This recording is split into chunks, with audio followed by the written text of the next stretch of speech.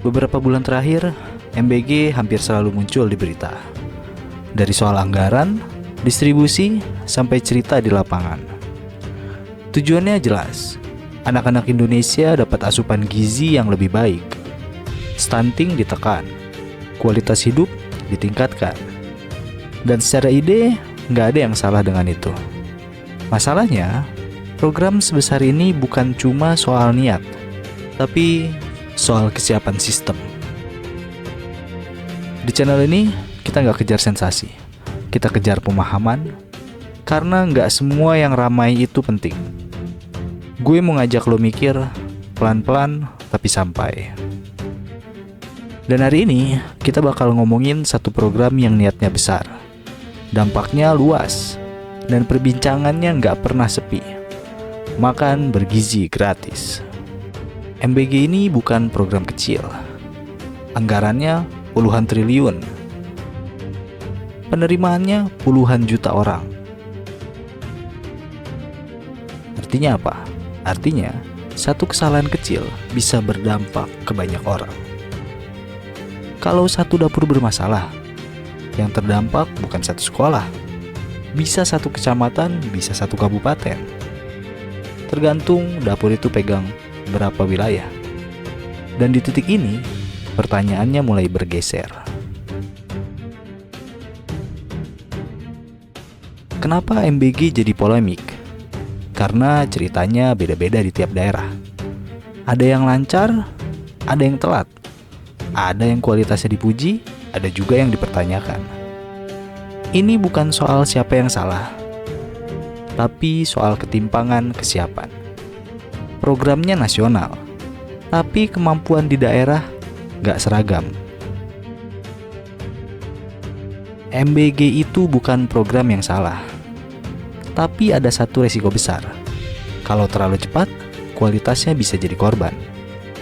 Gizi itu bukan cuma soal kenyang, tapi soal komposisi, kebersihan, dan konsistensi. Anak-anak bukan objek uji coba, dan dapur bukan sekedar tempat masak, tapi bagian dari sistem kesehatan.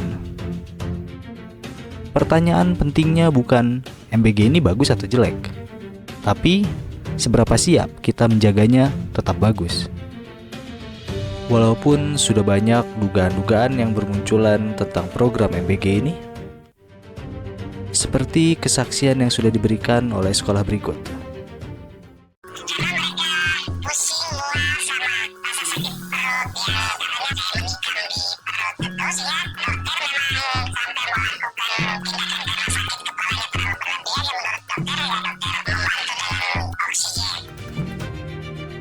Yang sering luput dibahas adalah pengawasan. Bukan cuma saat launching, bukan cuma saat viral, tapi setiap hari. Program sebesar ini butuh evaluasi terus-menerus. Kalau tidak, niat baik bisa berubah jadi beban. Di sisi lain, kita juga perlu adil melihat dari mana program ini datang. Makan bergizi gratis bukan muncul tanpa alasan. Ini lahir dari keresahan lama, soal stunting, soal ketimpangan gizi, dan soal masa depan generasi muda.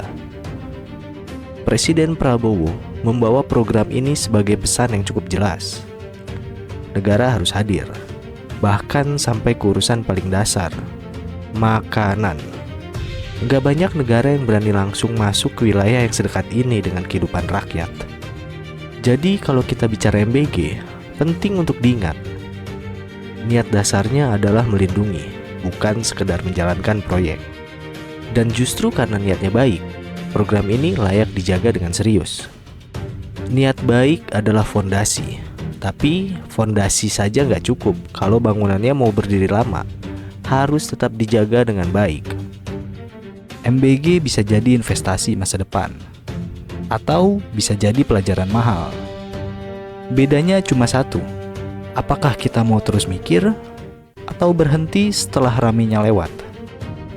Kalau lo punya pandangan sendiri, tulis di kolom komentar. Kita ngobrol pelan-pelan, bukan buat ribut, tapi buat ngerti.